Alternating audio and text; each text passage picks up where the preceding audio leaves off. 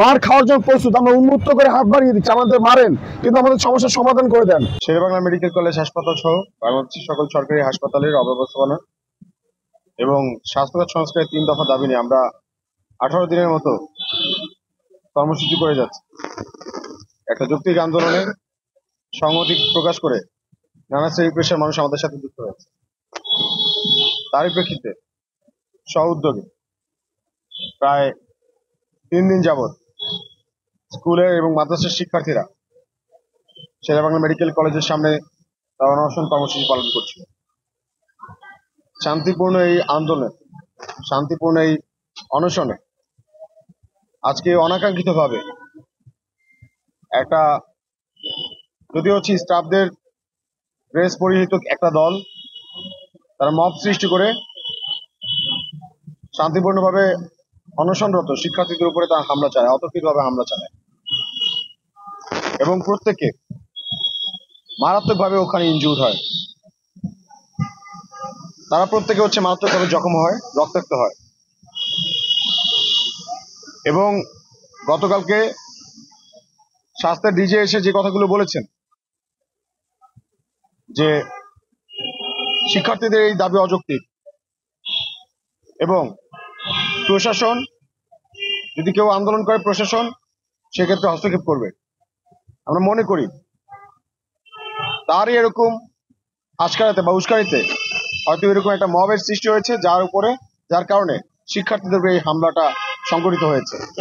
তীব্র নিন্দা জানাই। বাংলাদেশের একমাত্র স্মার্ট সিটি বসুন্ধরা এখন আরো নিরাপদ, আধুনিকতায় আরো এক ধাপ এগিয়ে। যে একজন ডিজি, একজন দায়িত্বশীল মানুষ হয়ে সে বরিশালে এসে আন্দোলনরত শিক্ষার্থীদের উপরে এবং জনতাকে অসম্মান করে সে উস্কানির মাধ্যমে এমন একটা মব সৃষ্টি করে এমন একটা অনাকাঙ্ক্ষিত ঘটনা তিনি ঘটিয়েছেন। এবং এখানে আমাদের সাথে যারা আহত হয়েছে তাদের একজন এখানে আছে, যারা আহত হয়েছে তাদের মা আছে, পরিবার আছে, তারা আমাদের সাথে যুক্ত হয়েছে। যেই ঘটনাটা ঘটেছে এটা তো মানে আমরা সবাই অবাক হয়ে গেছি, কিং কর্তব্য বিমূঢ় আমরা প্রত্যেকেই। ডিজি যেই সুরে কথা বলেছে এই সুরটা আমাদের কাছে খুবই পরিচিত, সুপরিচিত। ঠিক 2024 আমরা যেমনটা শুনেছি। আমরা কোনোভাবেই এমন একটা অনাকাঙ্ক্ষিত ঘটনা চাইনি, সেই জন্য আমরা রাস্তা ব্লকেটের বদলে আমরা কিন্তু অলমোস্ট সবাই অনশন কেন্দ্রিক হয়ে গিয়েছিলাম। আজকে গণ অনশনে ডাক দিয়েছিলাম, আমরা শান্তিপূর্ণভাবে অনশন করব বলে মনস্থির করেছি। কিন্তু আজকে যে ঘটনা ঘটেছে আমরা এই ঘটনার তীব্র নিন্দায় ধিক্কার জানিয়ে আমরা আমাদের বলতে চাই আমাদের দাবি এখন 3টা না, আমাদের দাবি এখন 4টা। আমাদের পূর্ব ঘোষিত যে 3টা দাবি তার সাথে আরেকটা যুক্ত হলো এই আন্দোলনে, এই গণমানুষের আন্দোলনে যতগুলো হামলা হয়েছে প্রত্যেকটা হামলার সুষ্ঠু তদন্ত সাপেক্ষে প্রত্যেকটা হামলার আমরা বিচার চাই। আমাদের হোয়াটসঅ্যাপ গ্রুপে অনেক ইন্ট্রোটা ঢুকে গেছে, অনেক হচ্ছে এরকম ধুরন্ধর ব্যক্তিরা ঢুকে গেছে যারা হচ্ছে এই আন্দোলনকে নস্যাৎ করার জন্য তারা পায়তারা করছে। এবং আমরা ওই হোয়াটসঅ্যাপ গ্রুপটাকে অত বেশি প্রায়োরিটাইজ করছি না, কিন্তু যেটা ওই হোয়াটসঅ্যাপে অনেক সাংবাদিক ভাই থাকার কারণে আমরা গুরুত্বপূর্ণ ইনফরমেশন সেই হোয়াটসঅ্যাপ গ্রুপে দিয়ে দিচ্ছি। কিন্তু এই যে আন্দোলনে যেগুলো হচ্ছে এখন এই আন্দোলনকে নস্যাৎ করার জন্য আপনারা তো সাংবাদিক ভাই নিজেরা সাক্ষী, সেই কবে থেকে এখানে হামলা শুরু হয়েছে, হামলার পর হামলা, হামলার পর হামলা, হামলার পর হামলা। কিন্তু কোনো শিক্ষার্থী আমাদের কি কোনো দায়িত্বশীলতার জায়গা থেকে যারা দেখে আছে, আমরা তো সবাই বলছি আমরা মার খাওয়ার জন্য প্রস্তুত। আমরা উন্মুক্ত করে হাত বাড়িয়ে দিচ্ছি, আমাদের মারেন কিন্তু আমাদের সমস্যার সমাধান করে দেন। এই সিন্ডিকেটের বিরুদ্ধে আমাদের যেহেতু লড়াই, আমরা লড়াইটা চালিয়ে যাচ্ছি।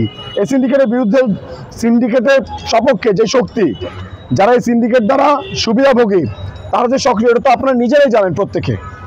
তারা যে এই কাজটা করছে আমাদেরকে বিতর্কিত করার মানে সর্বোচ্চ চেষ্টা চালিয়ে যাচ্ছে। এখন আপনাদের সবার কাছে আমরা সহযোগিতা চাই, যদি সম্ভব হয় আমাদের একটু সহযোগিতা করেন। সারা বাংলাদেশের মানুষকে হয়তো অন্তত এই স্বাস্থ্যখাতের সিন্ডিকেট থেকে হয়তো মানুষ মুক্তি পাবে। পরিকল্পিতভাবে এই ঘটনা হলো কিনা এটা আসলে তদন্ত করে দেখার বিষয়, কিন্তু এখন তদন্ত বা করবে কে সেটা এখন প্রশ্ন দাঁড়ায় আমাদের জন্য। আমরা অতি দ্রুত আপনাদেরকে প্রেস ব্রিফিং এর মাধ্যমে আমাদের পরবর্তী কর্মসূচি জানিয়ে দেবো। কিন্তু এখন আমাদের যে শিক্ষার্থীরা যারা এখন নিখোঁজ আছে এবং হচ্ছে যারা এখন প্রচন্ড অসুস্থ আছে তাদেরকে এখন সেবা দেওয়া, ট্রিটমেন্ট করানো এবং তাদেরকে সুস্থ করা, এটা এখন আমাদের ফার্স্ট প্রায়োরিটি। এবং আন্দোলন চলছে, আন্দোলন থামাথামি না, আন্দোলন চলবে।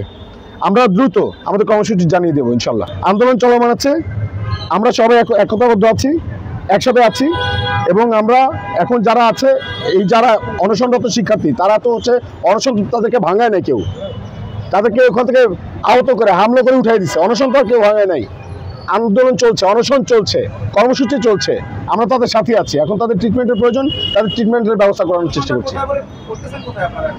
অনশনটা যারা এখন যারা ট্রিটমেন্ট করতেছে, এখন ধরেন যারা অনশনরত আছে তারা এখন অসুস্থ হলে কি কোথায় নিয়ে যাবে? হাসপাতালে তো নিতে হবে, এখন তাদেরকে হাসপাতালে নেওয়া হইতেছে। তাদের বিষয়ে আমরা লিস্ট করে নিই, খোঁজ খবর নিই, তাদের পরিবারের সাথে যোগাযোগ করি, এবং তারপর আমরা সবাই সম্মিলিতভাবে এবং আপনাদের সবার সহযোগিতায় আমরা পুলিশ প্রশাসনকে ইনফর্ম করতে যাবো আজকে সন্ধ্যার মধ্যে। কয়েকজন আন্দোলনকারী কিন্তু এখন পর্যন্ত মিসিং। আমরা এখন পর্যন্ত সবাই সেফ আছে কিনা এই তথ্য এখন পর্যন্ত ইনশিওর করতে পারিনি। আমরা চাচ্ছি আমাদের যে শান্তিপূর্ণ আন্দোলন, এই শান্তিপূর্ণ আন্দোলনে আপনারা সবাই আমাদেরকে সহযোগিতা করেন। আমরা বাংলাদেশের প্রত্যেক মানুষের কাছে এই ঘটনার বিচারটা আমরা আপনাদের কাছে ছেড়ে দিলাম, এবং আপনাদের কাছে আমরা অনুরোধ জানাচ্ছি, আপনারা যদি আমাদেরকে মেরে ফেলেন আমরা এখান থেকে নড়বো না। আমাদের দাবি মানতে হবে, আমাদের দাবি মানলে আমরা হাসি মুখে এখান থেকে চলে যাব। এবং যদি আমাদেরকে বাধা দেওয়া হয় আমরা আসলে বাধে মানবো না। আমরা আমাদের আন্দোলন চলছে, আমাদের আন্দোলন চলবে, এবং আমরা দ্রুত আমাদের সেই ভাইদের খোঁজ চাই যারা এখন পর্যন্ত নিখোঁজ আছে। নিখোঁজ ওখানে অনেকজন আসছিল, হ্যাঁ, এখন আসার পর এখন সবার সাথে আমাদের কন্ট্যাক্ট হয়নি এইভাবে। যারা এখন পর্যন্ত কন্ট্যাক্ট করতে পারেনি এখন তো সবাই নিখোঁজের তালিকা করতেছে। এখন আমরা পরিপূর্ণভাবে আজকে রাতে আমরা ইনশিওর করতে পারবো যে আসলে কতজন নিখোঁজ আছে এবং কতজন হচ্ছে এখন পর্যন্ত আহত হয়েছে। অবশ্যই আমরা আপনাদেরকে জানাবো।